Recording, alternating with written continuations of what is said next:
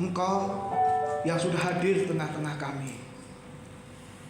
Engkau melihat kehidupan kami. Teristimewa, Engkau menyelidiki setiap hati kami, menyelidiki setiap batin kami, menyelidiki apa yang ada di dalam pemikiran kami ya Tuhan. Seringkali semuanya tidak sejalan dengan kehendak Tuhan. Kami berpikir, kami merasakan, dan kami melakukan jauh berbeda dari apa yang Kau rasakan dan pikirkan.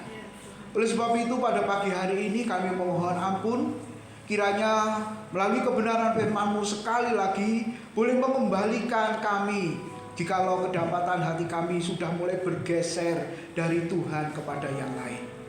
Biarlah Engkau berbicara, menegur, mengoreksi, memperbaiki Tuhan, menyatakan kesalahan kami satu persatu. Karena sekali lagi tidak ada yang kami sembunyikan di hadapan Tuhan. Kami semua terbuka, terlihat jelas di hadapan-Mu. Terima kasih Tuhan, terima kasih. Berfirmanlah kepada kami semua, kami siap mendengar dalam nama Tuhan Yesus. Haleluya. Amin. Silakan duduk Bapak Ibu Saudara yang dikasihi oleh Tuhan. Shalom. Ya, selamat pagi saudara-saudara. Biarlah kita memiliki hati yang gembira kata pujian tadi. Amin. Walaupun jalan dalam suka maupun jalan dalam duka, karena Tuhan yang menyertai. Ketika saya melayani di persekutuan doa saudara-saudara, ketika menyanyikan lagu pujian ini, maka sang pemimpin pujian berkata, Bapak Ibu Saudara, Tuhan tidak mungkin memberi jalan kita yang penuh duka cita. Wah, ini aneh ini saudara-saudara ya. Jadi dia mengatakan begitu. Nah, kalau lagunya bunyinya begitu, coret saja katanya. Nah, Bapak Ibu, memang itulah maunya manusia yang berdosa itu yang enak-enak saja. Betul ya? Yang nyaman, yang indah, yang bisa dinikmati. Tapi ketika sebaliknya Tuhan bawa kepada hal-hal yang tidak sesuai dengan keinginan, pemikiran dan harapan kita, mungkin kita berkata, dijauhkanlah kiranya hal itu, sekali-kali takkan menimpa aku. Amin, saudara-saudara. Loh, kok amin saudara-saudara? Ini gimana sih? Nah, puji Tuhan, hari ini kita akan melanjutkan kebenaran firman Tuhan di dalam 1 Samuel pasal 9, pasal 10. Nanti bulan depan saya sampaikan pas nyambung ya Bapak Ibu. 1 Samuel pasal 9 dan pasal 10, yaitu tentang Saul yang diurapi untuk menjadi raja. Nah, saya beri judul firman Tuhan pagi ini, baca sama-sama 2, 3. Jadilah yang terkecil dan hina, jangan yang terbesar dan mulia. Amin. Loh, kalau ini kenapa nggak diaminkan saudara-saudara? Kalau yang tadi diaminkan. Kalau yang ini, jadilah yang terkecil dan hina, jangan yang terbesar dan mulia. Amin. Sulit saudara-saudara. Karena dunia melihat kalau kita terkecil, kalau kita terhina, pasti lebih dihina. Apalagi Bapak Ibu yang suka nonton drama Cina. Ya toh Bapak Ibu? Coba, mobilnya bagus, bajunya bagus, perhiasannya bagus, itu yang ditonjolkan semua. Ketika ada satu orang yang sebaliknya, Bapak Ibu Saudara, datang dengan baju yang biasa, walaupun bukan baju compang-camping ya, baju yang biasa, kemudian tidak bawa kendaraan yang mewah, yang bagus seperti orang-orang itu, bahkan tidak ada perhiasannya. Bapak Ibu, orang menghina luar biasa, orang merendahkan luar biasa, padahal dia yang punya segalanya. Gitu ya, intinya kan begitu. Yang nonton, kalau belum nonton silahkan nonton saudara. Tapi jangan lupa nanti akan terus-terusan, karena episode pertama, kedua, terus sampai Tuhan datang. Saudara ikuti, nggak akan selesai. Lebih baik saudara baca Alkitab yang nggak selesai-selesai, nggak apa-apa. Betul? Sudah selesai diulang lagi, selesai diulang lagi. Nah Bapak Ibu Saudara, itulah yang dipandang oleh dunia yang terbesar, yang termulia. Tapi Alkitab mengajar pada kita, bahkan Yesus pun Bapak Ibu mengajar kepada kita supaya jadi terkecil, jadi yang hina. Kalau mau besar mulia, saudara-saudara, Yesus bisa. Karena dia Allah yang maha tinggi, Allah yang maha kuasa, Allah yang maha kaya. Betul saudara-saudara? Tapi kita berkata dia datang ke dalam dunia, dia tinggalkan semuanya itu. Nah Bapak Ibu tahu orang ini? Gak pernah nonton YouTube? Rohani sekali ya Bapak Ibu saudara. Itu duniawi gitu ya. Tahu? Ya bikin konten itu subscribe-nya berapa itu? Jutaan ya. Subscribe-nya jutaan saudara. Gitu ya, bikin konten. Nah namanya siapa? Itu sudah ada itu. Tapi nama aslinya Vladimir Smolenko. Nah kalau salah maafkan ya kalau orangnya lagi nonton saudara-saudara ya. Nah Bapak Ibu, kita lihat dia seorang atlet angkat beban berat dari Ukraina yang menyamar sebagai petugas kebersihan di tempat gym atau di mana ya Bapak Ibu. Dan lihatlah saudara-saudara, orang memandang dia seperti apa? Ya, orang melihat dia Anatoli ini seperti apa saudara? Dipandang remeh, dipandang rendah, ya, seolah-olah mau mengatakan kamu ini siapa, padahal fotonya dengan Arnold ya saudara-saudara ya. Itu kalau nonton film, main film Terminator cocok ini saudara-saudara ya. Nah Bapak Ibu lihat ya, dia tidak dianggap sama sekali ya sama orang-orang itu ya Bapak Ibu yang badannya kekar, tinggi gitu ya Bapak Ibu. Seolah-olah kuat, dia angkat beban itu Bapak Ibu, tapi lihat ketika Anatoli itu mempraktekkan ya saudara-saudara, semua jadi kaget ya, terpesona gitu ya Bapak Ibu. Lalu ada juga yang ngeprank ya, ini kan tujuannya kan di situ buat kontennya. Pakai apa ini Bapak Ibu? Topeng orang tua. Ya, ketika di bandara bisa joget sana joget sini, angkat kedua kaki. Loh, kok angkat kedua kaki? Maksudnya kakinya ke atas, saudara-saudara ya. Jalan dengan dua tangannya. Sampai orang itu bingung ya, saudara-saudara. Ini siapa ini? Orang tua. Sampai ditanya umurmu berapa? 80 sekian tahun. Loh, kok bisa seperti itu? Nah, memang tujuannya ngeperang ya Bapak Ibu ya. Jadi tujuannya itu menjahili, mengerjai, menipu orang lain secara sengaja untuk supaya tertawa semua, lucu gitu ya Bapak Ibu. Nah, dari bagian ini kita mau melihat apa sebenarnya?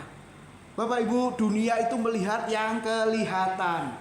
Dunia melihat dengan mata yang penuh dengan kesombongan ya Bapak Ibu, dengan hal-hal yang dilihatnya baik. Bahkan kalau saudara lihat definisinya di situ, apa artinya dikatakan sombong itu? Saudara, ketika kita menghargai diri secara berlebihan, ketika muncul tabiat agak aneh. Seringkali kan orang berkata begini ketika menceritakan anaknya, menceritakan apa peristiwa yang sedang dialami, kan seringkali ngomongnya apa? Ini tidak sombong loh ya. Pernah dengar begitu? Atau kita pernah ngomong juga begitu ya, saudara-saudara? Ketika pekerjaan kita gajinya naik 10 kali lipat. Kalau ada saya mau ke sana saudara-saudara ya. 10 kali lipat soalnya. Gitu ya. Ini enggak sombong loh ya. Di tengah dunia yang krisis, yang penuh kesulitan seperti ini, gajiku dinaikkan. Ini agak aneh enggak kira-kira? Atau enggak apa-apa ngomong begitu? Kalau sekedar memberikan informasi, salah apa tidak? Tapi ya enggak perlu diomongkan sebenarnya kan gitu saudara-saudara ya. Karena dia ngomongnya kepada orang yang sedang di PHK. Dia ngomongnya kepada orang yang gajinya dikurangi. Oh, Bapak Ibu, kan seharusnya nggak perlu begitu ya. Tapi itulah yang ada di sekitar kita. Dan yang ketiga, ya ini Bapak Ibu ya, memamerkan kelebihan atau kepandaiannya, meninggikan diri sendiri dan, nah ini yang bermasalah, cenderung merendahkan orang lain. Kenapa? Karena kacamatanya hitam ya saudara-saudara. Yang dilihat itu adalah yang kelihatan. Dulu saya punya dosen profesor doktor. Berarti 35 tahun yang lalu ya Bapak Ibu. Ya hampir 40 tahun yang lalu saudara-saudara ya. Sudah profesor doktor. Zaman dulu kan tidak ada YouTube, media sosial. Jadi orang itu taunya orang itu orang hebat itu dari mana? Bapak Ibu ketika melihat orang itu hebat ya, akademis ya saudara-saudara, itu taunya dari mana? Zaman itu yang belum lahir nggak boleh jawab. Kan 35 tahun yang lalu saudara-saudara. Yang sudah seusia saya, yang lebih tua dari saya, orang bisa terkenal, dikenal itu karena apa? Loh, ini tadi gelarnya profesor doktor. Saudara, ya ketika dia sering muncul di televisi, walaupun TVRI ya hitam putih lagi, hitam putih kan warna, ya ini warna hitam dan putih, betul saudara? Sama nulis koran, betul kan? Jadi orang dikenal melalui muncul di televisi, kemudian nulis di koran atau lainnya. Nah masalahnya kita ini kan nggak suka membaca saudara, jadi kan nggak tahu, gitu ya. Nah dosen saya ini ya waktu itu dia umur 50-an kira-kira. Orangnya pendek, jelek, hitam. Kemudian dia masuk ke sekolah tinggi teologi di Jawa Barat. Karena waktu itu di Surabaya S2-nya belum ada yang teologi. Kalau mau dipikir, sudah profesor, doktor, ambil teologi saudara. Ya. Ini kan luar biasa. Nah, ketika sampai di sana karena blok teaching masuk asrama, Bapak Ibu, hamba-hamba Tuhan yang katanya top besar terkenal juga sama-sama ikut kuliah di sana, tidak kenal ternyata, tidak tahu siapa dosen ini, saudara. Yang terjadi apa? Karena melihat casingnya seperti itu, hitam, jelek, pendek, ya, saudara-saudara, tampilannya juga kayak orang tua yang memang sudah tua, umur 50 waktu itu, maka disuruh angkut koper saudara-saudara. dilakukan sama dosen saya ini. Ya, dia cerita ketika mengajar saya di kelas, saudara, dia cerita. Dia angkut kopernya hamba-hamba Tuhan yang besar-besar itu, saudara. Dipikir ini pembantu di STT ya, yang siap untuk angkat kopernya masuk ke asrama. Kemudian malamnya perkenalan, kemudian diperkenalkan dia adalah profesor doktor ini, sudah almarhum soalnya orangnya, saudara-saudara. Akhirnya mereka minta maaf, saudara-saudara, minta ampun karena mereka silau ukuran dunia dia pakai untuk melihat seseorang. Bapak Ibu Saudara, itu yang pertama. Yang kedua, ada orang pemimpin toko buku, ya saudara-saudara, selalu didatangi oleh orang ini. Dan saya tahu orang ini, saudara-saudara. Tampilannya sederhana, naik sepeda motor, nggak dianggap, saudara-saudara. Gitu ya. Tapi setelah belakangan tahu, orang ini cerita ke saya, aduh Pak Tim, betapa malunya saya. Ternyata orang itu adalah dosen, orang itu adalah doktor, walaupun penampilannya itu sederhana, naik sepeda motor, ya sama tornya soalnya, naik sepeda motor, saudara-saudara. Zaman itu, saya malu Pak, saya minta maaf sama dia. Dan setelah itu ketika dia main ke toko buku tempat saya, selalu saya sediain kursi supaya dia bisa berlama-lama membaca buku satu dengan yang lain, walaupun nggak beli. Iya. Saudara, walaupun nggak beli, katanya begitu. Nah, Bapak Ibu Saudara, kita bisa melihat apa di sini? Kadang-kadang dengan mata dunia ini melihat orang lain, saudara, menunjukkan bahwa dirinya lebih hebat dari orang lain dan cenderung memandang rendah orang lain. Itulah yang disebut dengan kesombongan, dan itu merupakan dosa tertua. Gitu ya Bapak Ibu. Dosa tertua yaitu apa? Si ulah berkata kepada Adam dan Hawa di Kejadian pasal 3, kalau engkau memakan buah ini, melanggar perintah Tuhan Allah, kamu akan menjadi seperti Allah. Sama dengan Allah, bisa membedakan yang baik dengan yang jahat, katanya begitu. Wah, sama menjadi seperti Allah. Wah, ini kan luar biasa. Mulai tergoda dan akhirnya jatuh di sana. Lalu orang-orang yang bangun menara Babel di dalam kitab Kejadian pasal yang ke berapa itu? 11 ya, Bapak Ibu Saudara. Kalau saudara baca di situ, ayo kita dirikan menara yang puncaknya sampai ke langit. Tingginya sampai ke langit. Seberapa tinggi saudara-saudara? Namanya langit. Seberapa tinggi ya? Nah, ini mau menunjukkan bahwa ini apartemen yang paling tinggi lah, kira-kira begitu kalau bahasa sekarang. Tujuannya apa? Supaya kita mencari nama. Lalu siapa lagi? Raja Nebukadnezar, Yesaya 14, yang diterjemahkan dengan Lucifer. Siapa Lucifer? Nah, aman. Di sini nggak ada yang menjawab iblis, nggak ada. Kalau di tempat lain mungkin jawabnya iblis. Yang disebut Lucifer di situ adalah Raja Nebukadnezar yang sombongnya minta ampun, saudara.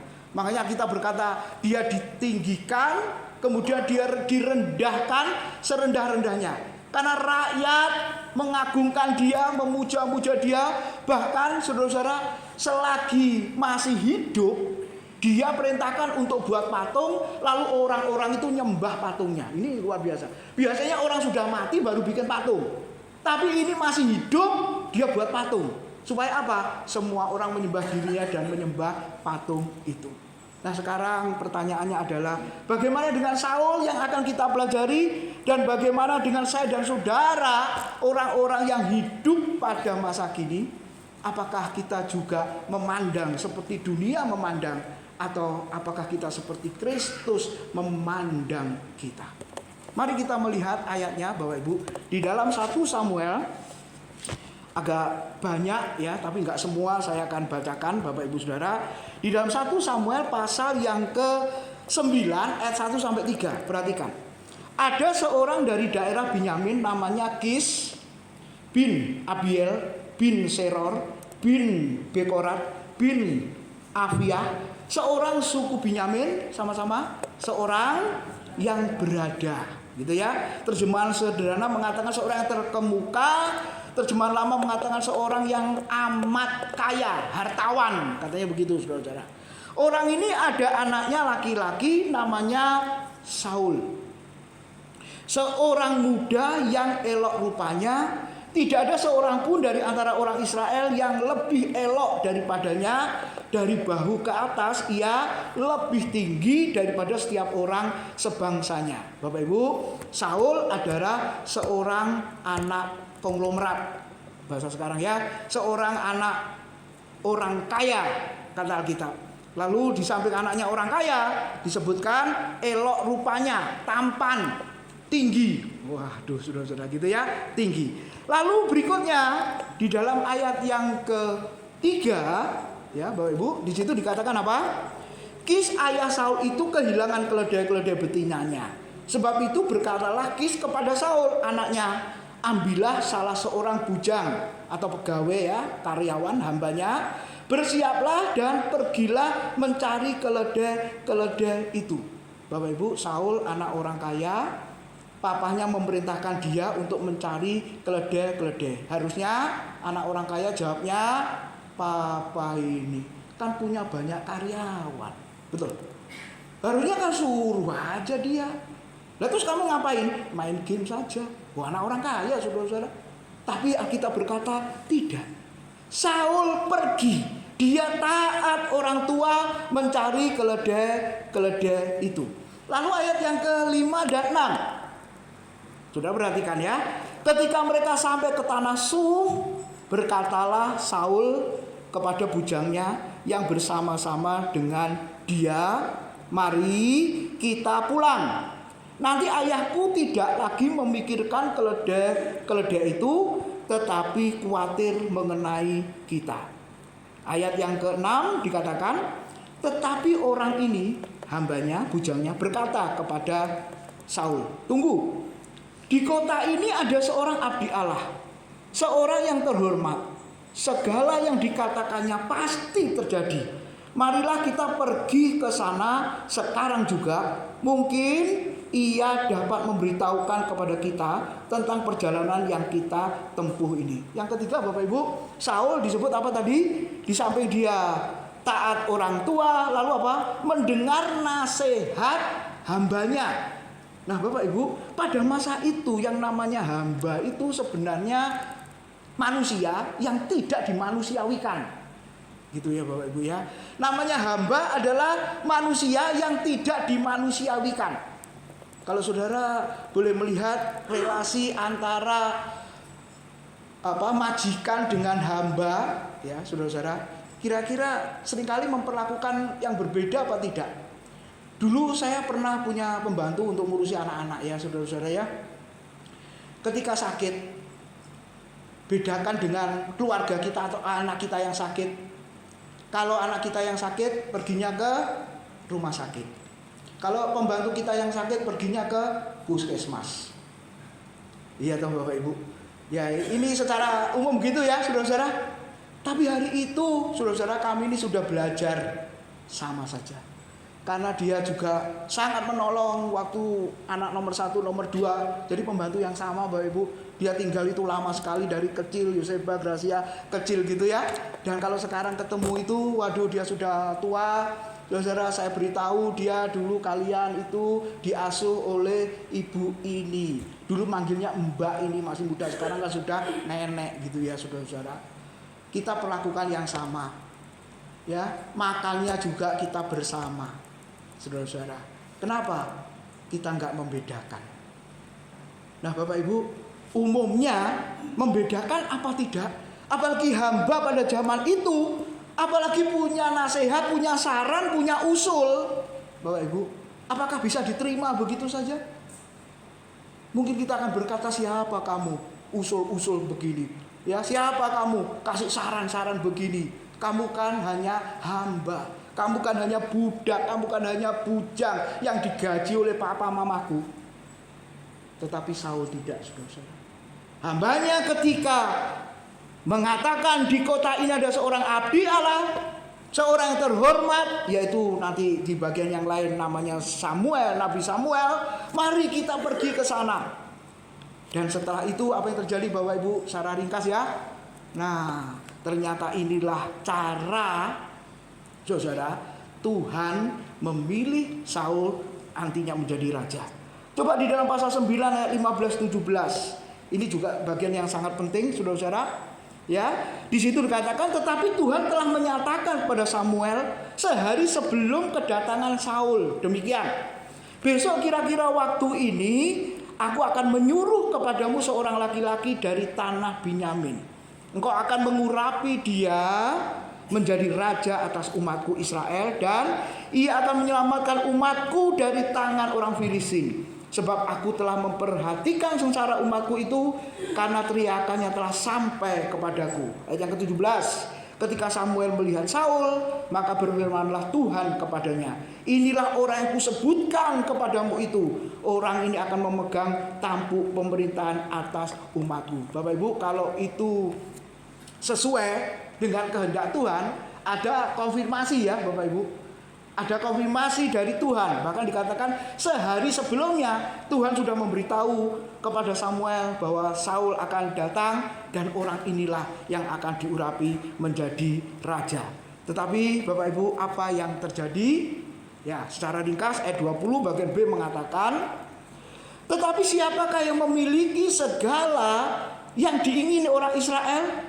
Bukankah itu ada padamu dan pada seluruh kaum keluargamu? Bapak Ibu, ketika kriteria pasal sebelumnya sudah dibahas oleh Pak Bambang kemarin, Bapak Ibu, kriteria seorang raja, tanggung jawab, haknya. Nanti kalau seandainya ada raja yang dipilih, ya sebenarnya itu mendukacitakan hati Tuhan, karena bukan manusia yang ditolak oleh bangsa Israel, tapi Tuhan sendiri, aku sendiri kata Tuhan, aku yang ditolak. Ya sudah, ketika orang Israel minta itu, turuti saja. Dan ketika Saul datang, Bapak Ibu, Samuel berkata, segala yang diingini orang Israel itu ada padamu. Segala yang diingini manusia bukan diingini Tuhan. Di dalam bagian ini Bapak Ibu, Saul menunjukkan siapa dirinya. Ya, bukan orang yang sombong kalau saudara baca. Walaupun dia anak orang kaya, memiliki segalanya. Betul ya Bapak Ibu? Dia taat, kemudian memperlakukan hambanya sedemikian rupa. Dia disuruh pergi pun ikut pergi, tidak menyuruh orang lain. Ini ada pekerja Pak, ada karyawan aja yang urus sana. Tidak Bapak Ibu. Tapi memang nanti setelah dia jadi raja aneh-aneh, gitu ya. Tapi sebelumnya kita baca lurus-lurus saja. Bahkan Saul ini kalau mau jujur ya, wah ini anak ya mungkin langka Bapak Ibu ya. Ya, anak orang kaya langka menurut saya. Walaupun ada ya, tapi lihat Bapak Ibu. Dia berkata kepada Samuel ayat 21. Sama-sama. Bukankah aku seorang suku Binyamin? Suku yang terkecil di Israel, dan bukankah kaumku yang paling hina dari segala kaum suku Binyamin? Mengapa Samuel berkata, Bapa berkata demikian kepadaku? Hari ini bacaan Alkitab kita sudah sampai di kitab Hakim-Hakim pasal terakhir. Ya kan? Pasal 21 mengisahkan tentang suku Binyamin. Nah, berangkat dari situ, saudara-saudara. Disebut suku yang terhilang, disebut jumlah penduduknya sangat sedikit. Betul ya saudara-saudara, kalau saudara baca di situ akhirnya cari istri itu pun masih kurang ya untuk memenuhi itu. Jadi berangkat dari situ. Kalau mau jujur saudara-saudara, Saul itu berkata, engkau orang yang tinggi besar, orang yang tampan, orang yang cakep, orang yang kaya, menghargai bawahanmu, pegawai papamu, memanusiakan orang, kamu pantas jadi raja. Tetapi apa jawab Saul? Hore, puji Tuhan, memang akulah yang pantas. Begitu saudara-saudara. Memang akulah yang punya kriteria semuanya itu. Aku punya kualifikasi yang seperti itu. Jadi memang selayaknya, sepantasnya aku ini jadi raja. Dia ngomong begitu saudara-saudara? Tidak. Dia berkata apa? Bukankah aku seorang suku Binyamin, suku yang terkecil di antara bangsa Israel? Dan bukankah kaumku adalah kaum yang paling hina dari segala kaum suku Binyamin? Bapak Ibu, kenapa disebut kaum yang terkecil? Kenapa disebut kaum yang terhina? Makanya bersyukur kita baca Alkitab, urut ya, dari Kejadian sampai Maleaki, balik lagi Kejadian, Wahyu, Matius, Wahyu, kemudian balik lagi, saudara-saudara. Ternyata kita akan menjumpai latar belakangnya, saudara, suku Binyamin itu seperti apa. Coba kita lihat Kejadian 35 ayat 16 sampai 19. Dikatakan apa? Sesudah itu berangkatlah mereka dari Betel. Ketika mereka tidak berapa jauh lagi dari Efrata, bersalinlah Rahel, dan bersalinnya itu sangat sukar. Sedang ia sangat sukar bersalin, berkatalah bidan kepadanya, janganlah takut, sekali ini pun anak laki-laki yang kau dapat. Dan ketika ia hendak menghembuskan nafas, sebab ia mati, kemudian diberikannya nama Ben-Oni kepada anak itu, tetapi ayahnya menamainya Binyamin. Demikianlah Rahel mati, lalu ia dikuburkan di sisi jalan ke Efrata, yaitu Betlehem. Bapak Ibu, kenapa sampai Saul mengatakan aku adalah bangsa, suku Binyamin adalah suku yang terkecil di antara orang Israel, dan kaumku itu adalah kaum yang paling hina. Kenapa, saudara? Ini latar belakangnya. Ini yang luar biasa ya. Jadi orang Israel itu diajar, saudara, firman itu ya, berulang-ulang, tahu sejarahnya, riwayatnya seperti apa, dan kita bisa menjumpai disebut diberi nama Binyamin atau Ben-Oni tadi karena dia lahir penuh dengan kesukaran. Bapak Ibu, siapa di antara kita yang lahirnya dulu penuh kesukaran? Taruhannya nyawa mama kita sehingga kita diberi nama ya, karena ada sejarahnya. Gitu ya, saudara. Ada latar belakangnya nama itu muncul. Itu dulu. Tapi kalau sekarang namanya keren-keren semua. Makanya harus minta data, bukan hanya satu data menulis. Kalau perlu KTP-nya, akte kelahirannya, sebab ada nama keren-keren yang berbeda soalnya, saudara. Apalagi ada akte baptisan dikasih nama yang lain. Saya diberi nama Timotius. Nah, itu Timotius juga di pangkalan data dikti, saudara nggak akan ketemu. Nanti ketemu Timotius yang lain. Ya, nggak ada Timotiusnya. Nah, saudara klik gitu ya, PD Dikti, Forlap Dikti gitu, saudara, yang muncul hanya Widodo saja. Ada T-nya di tengah. Nah, seringkali ini orang juga salah. Ya, saudara-saudara, loh kok salah? Loh salahnya di mana, Pak? Itu kurang T. Walah, ada T-nya di tengah. Ini aneh, Pak, kok ada T-nya ya? Loh nggak aneh. Ketika saudara klik yang pakai nama WITDODO itu beberapa, saudara-saudara. Tapi saudara mesti lihat lagi dari STT mana itu. Nah, nanti keluar lagi gitu ya. Pasti itu bukan saya kan gitu, saudara. Nah, ada keunikan. Ya, ijazah ya pernah salah. Gara-gara nggak ada T-nya. Ya saya kembalikan. Ya, saudara. Loh, wong contohnya ini loh ada T-nya. Saya nulisnya untuk konfirmasi juga ada T-nya. Kenapa nggak ada T-nya? Waduh, Bapak Ibu, itu ngurusnya lama itu. Ya, saudara. Ini ada sejarahnya. Betul ya, saudara-saudara? Ada sejarahnya. Papa saya cerita, kenapa kok mesti ada T-nya? Saya tanya, Pak, ini gak umum, membuat salah itu loh. Ijazah-ijazah. Ini ada sejarahnya. Karena WIDODO ombyoan katanya. Jadi sudah banyak yang pakai nama itu. Makanya saya kasih ada T-nya untuk membedakan. Oh alah, karena sudah terlalu banyak saudara nama yang gak pakai T. Tapi kan sekarang namanya keren-keren ya Bapak Ibu ya. Nama-nama bule, nama-nama mana saudara-saudara ya, keren-keren pokoknya. Anaknya Pak Deki, Bu Mei 3 itu loh, aku juga apal-apal. Keren-keren namanya. Ya, kalau hanya panggilan ya bisa saja. Tapi tengahnya sama belakangnya itu loh keren. Ada mentok. Bukan. Keren-keren saudara. Jadi hati-hati ke sekolah ya, jangan sampai salah. Apalagi nanti ijazahnya, waduh, itu bisa bermasalah nanti. Tetapi Binyamin, Bapak Ibu lihat, diberi nama Ben-Oni, Binyamin, karena waktu lahir penuh dengan kesukaran. Bahkan setelah lahir, mamanya mati. Makanya Saul berkata, aku dari suku Binyamin. Aku dilahirkan penuh dengan kesukaran. Nenek moyangku membuat ketika lahir, mama Rahel mati. Makanya dia berkata, suku yang terkecil, kaum yang hina. Bapak Ibu Saudara, coba kita renungkan. Kita baca sama-sama ya 2-3. Mengingat masa lalu yang penuh kesulitan dan penderitaan membuat seseorang semakin rendah hati. Bagaimana papa mamamu dulu mendidik seperti ini? Bapak Ibu Saudara, kalau kita ketemu sama anak-anak, saya juga mengatakan ketika di jalan atau pas lagi makan bersama begitu, kamu sampai hari ini merasa dipaksa papa mama? Gitu ya saudara? Enggak. Oh puji Tuhan. Kalau seandainya ngomong dipaksa, yang mana yang paksa? Pasti jawabnya, ya les tiap hari. Ya, harusnya istirahat hari Sabtu suruh les lagi.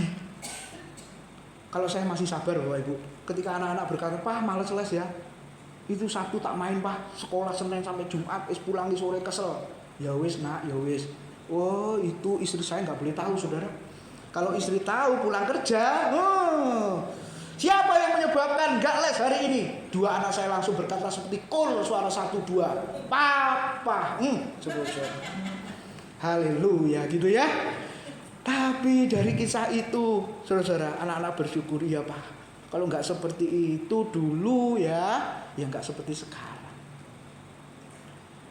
Dengan keterbatasan biaya, kamu bisa belajar di sekolah yang baik. Sekolah yang tanda petik rodok mahal gitu ya, sampai belum bisa bayar ke dendo juga gitu. Tapi papa mama punya keinginan kamu masuk ke situ. Sekolah yang 3 bahasa, kemudian kamu belajar ini sampai hari ini. Waktu mereka outing, jalan-jalan, memang anak akhir zaman ini kalau jalan-jalan itu luar biasa ya saudara. Sesuai namanya jalan-jalan di akhir zaman, yaitu jalan-jalan di Galaxy Mall saudara-saudara. Karena rumah kami di timur, sekolah di timur, teman-teman banyak yang tinggal di Surabaya Timur. Itu beberapa kali saudara-saudara jalannya mesti ke Galaxy Mall. Dulu PCM belum ada Bapak Ibu. Kalau sekarang mungkin ke sana ya. Apa yang terjadi? Pak, Ma, minta duitnya. Berapa? 100.000. Waduh, 100.000 saudara-saudara. Zaman itu 100.000 itu, Nak, istri saya berkata, bisa untuk makan 3 hari. Loh, kok bisa untuk 3 hari? Hemat sekali Pak. Iya, kalau beli soto minta kuahnya banyak. Kalau beli rawon minta kuahnya banyak. Kalau beli bakso minta kuahnya banyak. Supaya bisa makan untuk hari berikutnya. Jadi kalau saudara ngajak makan 3 jenis ini, saya itu sudah kehilangan rasa saudara-saudara. Kecuali rawonnya Pak Bambang ya.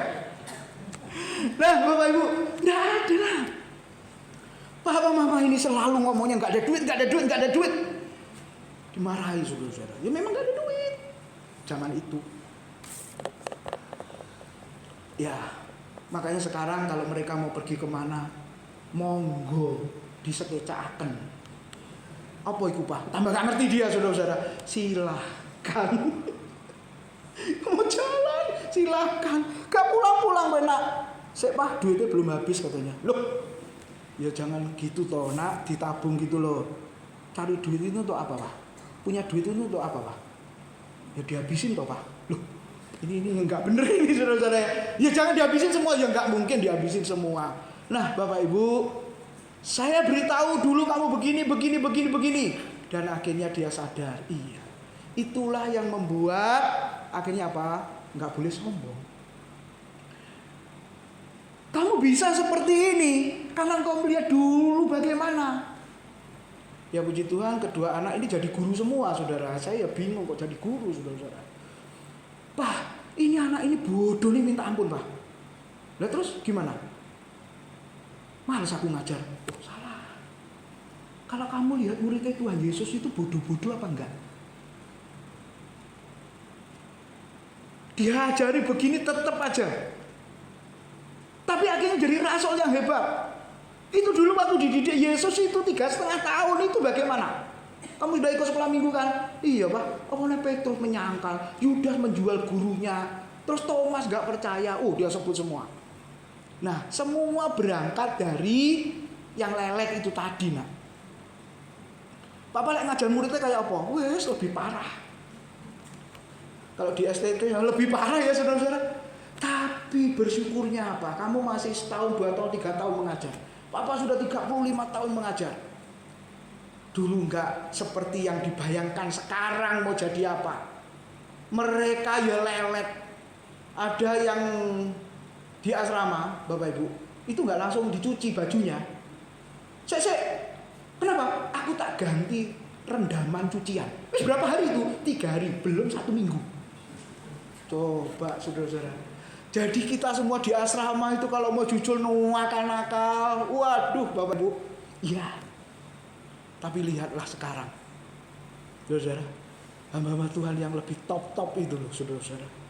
Berangkat dari didikan yang seperti itu. Keras, ada yang nggak tahan, nggak betah, akhirnya keluar, iya. Tapi paling tidak, saudara-saudara, kita semua bersyukur. Mengingat masa lalu yang penuh kesulitan dan penderitaan itu membuat kita akhirnya apa? Ketika sekarang dipakai Tuhan menjadi hamba Tuhan, ketua STT, gembala sidang, Bapak Ibu, semakin orang itu rendah hati. Dan setelah itu Bapak Ibu 1 Samuel 10 ayat 1 ya. Lalu Samuel mengambil buli-buli berisi minyak, dituang nyalah ke atas kepala Saul. Dicium nyalah dia sambil berkata, bukankah Tuhan telah mengurapi engkau menjadi raja atas umatnya Israel? Engkau akan memegang tampuk pemerintahan atas umat Tuhan, dan engkau akan menyelamatkannya dari tangan musuh-musuh di sekitarnya.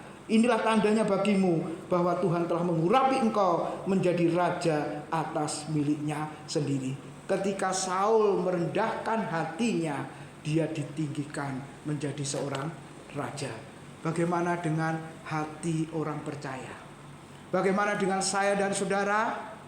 Ternyata Bapak Ibu lihatlah, ini untuk membandingkan saja ya, para rasul murid Tuhan yang sudah diajar Tuhan, yang sudah bersama-sama dengan Tuhan. Perhatikan, pada waktu itu datanglah murid-murid itu kepada Yesus dan bertanya, coba pertanyaannya ini luar biasa enggak? Siapakah yang terbesar dalam kerajaan surga?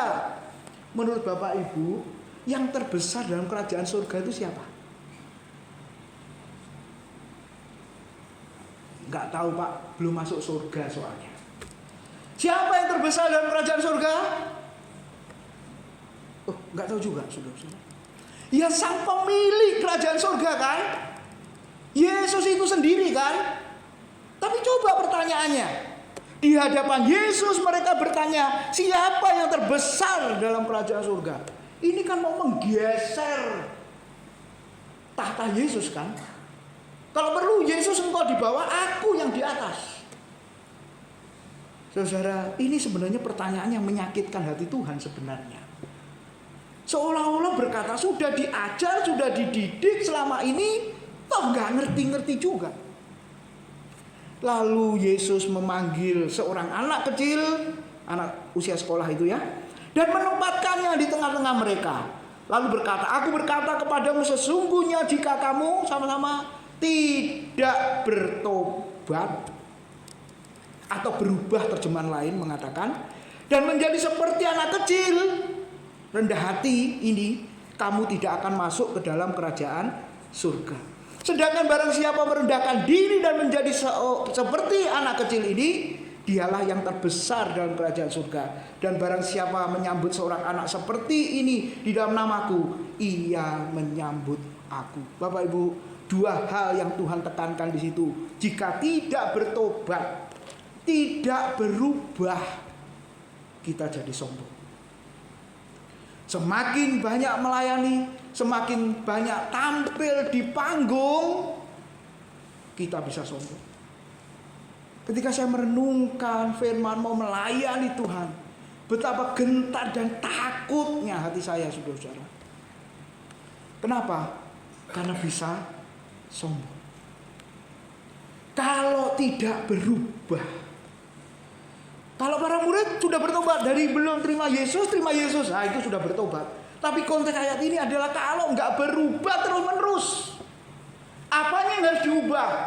Yang kita pelajari di sekolah minggu, hatiku, hatimu, itu yang harus terus menerus diubah. saudara, kita tidak akan mendapat bagian dalam kerajaan surga. Ingin terbesar, ini kan bicara apa? Kedudukan ya, jabatan Bapak Ibu. Siapa yang tidak pengen jabatan? Ya pengen, tulis namaku, tapi nanti yang kerja bawahanku. Nah itu dunia saudara-saudara, itu dunia. Menjabat jadi ABC, yang kerja orang lain. Celakanya kalau di gereja juga ada menjabat tapi nggak kerja apa-apa, menjabat tapi nggak mau melayani, hanya nama, kedudukan. Di mata Tuhan orang ini adalah orang yang sombong. Dia tidak menjadi terkecil dan hina, tapi justru sebaliknya dia ingin menjadi besar dan mulia. Kenapa? Karena dunia yang melihatnya, dunia yang menilainya. Jika tidak berubah dan tidak merendahkan hati, Bapak Ibu, anak itu kan lihat ya, penuh kelemahan enggak? Bergantung orang tua, tulus, murni, polos, memaafkan. 20-an tahun yang lalu di Wiguna banyak anak kecil saudara. Jadi kalau ikut lomba 17-an tuh seru, tapi sekarang lomba sepi, akhirnya bapak ibu suruh lomba. Kenapa? Karena anak-anak sudah gede-gede semua. Saya masih ingat saudara-saudara, gitu ya. Nah ketika berkelahi, sampai Gracia itu masuk got saudara, heran saya. Tapi tidak ngomong. Pembantu saya ya luar biasa, tidak ngomong juga. Takut saya sama istri ngamuk. Ngomongnya kapan saudara? Setelah gede. Papa nggak tahu ya. Loh, apa? Ada apa? Dulu aku nih jatuh di got ini loh Pak.